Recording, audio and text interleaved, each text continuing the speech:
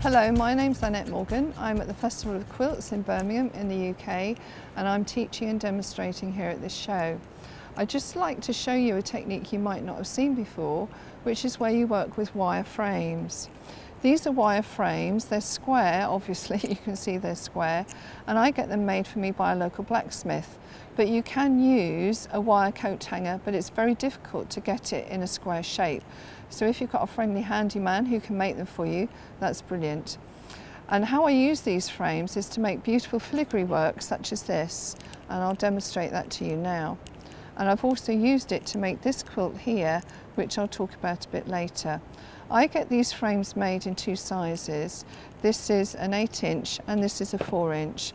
And what you want to do is to use a knitting yarn, and quite often you can pick up these various different knitting yarns in markets, supermarkets, shops, wherever you might be. And what I do as a basis is first I make a grid. So I've wound the yarn round that way, and now I'm going to wind it round the opposite way to make a grid that I can then use to stitch onto. So I'm just going to wind this round the frame, like so. So you end up with a frame that has a supportive grid that you can put your fabrics onto. So I'm just going to tie this in a knot here.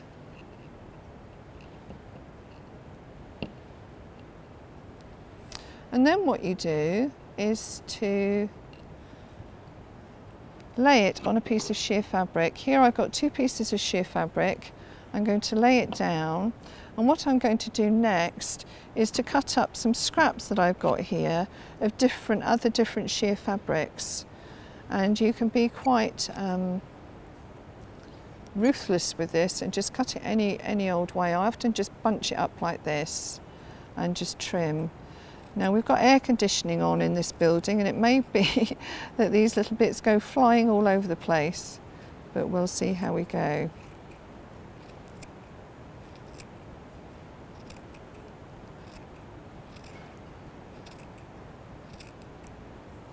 I think that's probably enough.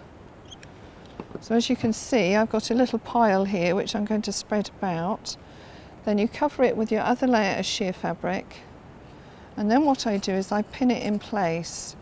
So I pin all the way round.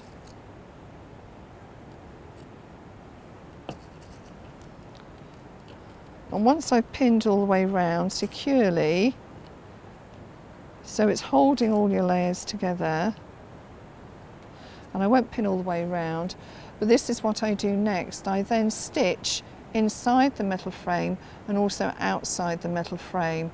Now you do have to be careful because you can damage your needle, so be very careful when you're stitching round. But this is what you end up with, and you can probably see through that you've got the little bits inside, the little bits of fabric. Once it's secure in a frame like this, I then start to stitch. And this is a different frame, a different size frame, bigger than the one I've used here, but you can see where I've started stitching over the whole surface. Once I've stitched over the whole surface, then I use a heat gun. Some of you might not be familiar with a heat gun. This is a heat gun. It's much, much hotter than a hairdryer, and you have to be careful because you have to hold it at an angle. If you hold it like this, the hot air will go back up inside it and burn the element. And you can buy these at various different craft outlets. What you then do is you hold your heat gun near your frame. It takes a minute or two to heat up, but it will then start to melt. And I don't know if you can see, it will then start to melt through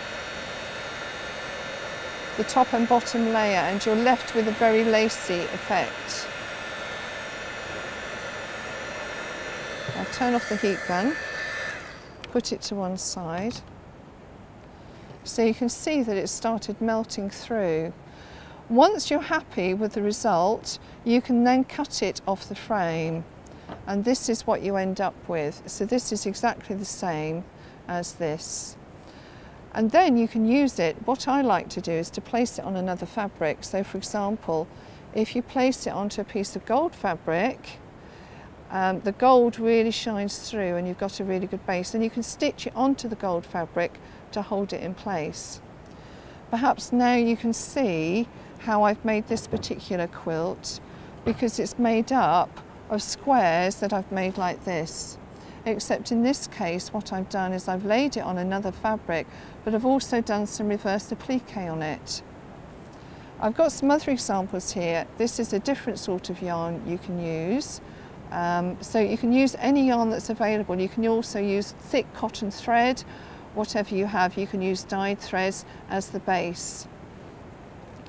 This is one where I haven't used a sheer fabric on the top and bottom, but I've used different yarns crossways, vertically and horizontally, and then I've done a lot of free machine stitching into it, and that creates a really nice effect. And also I haven't stitched right to the edge of the frame. If I hold it up you can see I haven't stitched right to the edge of the frame.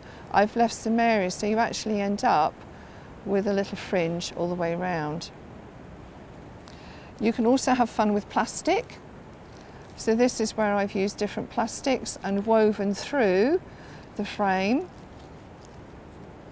And this is one where instead of using a layer of sheer fabric on the top, I've actually used layers of plastic. And again, I've melted through. So don't throw away your plastic bags.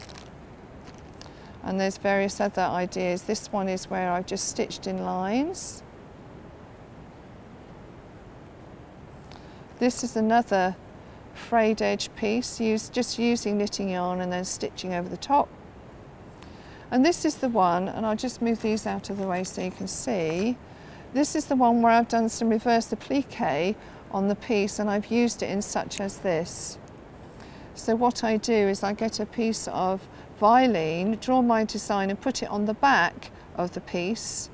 Then I turn it over and I put a piece of fabric on the front.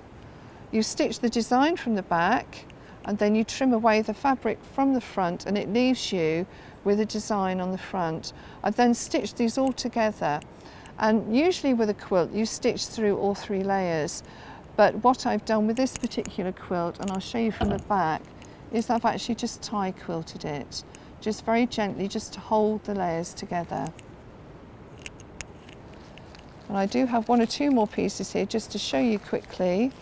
This is another one where I've used a plastic bag on the back, so don't throw away your colourful plastic bags. And this is a smaller one. And another one where I've used an image from the back, stitching from the back to do some reverse applique. And this is a fun one where I've used some sparkly fabrics and also some sweetie wrappers. So you can see this one hasn't been stitched yet, and you can see the sweetie wrappers moving slightly as I shake it, but that will produce a lovely piece of work. And lastly, this is another one where I've done some reverse applique onto the piece. So I hope you've enjoyed the demonstration and discover what you can do with a simple wire frame to produce some stunning work. Thank you for listening.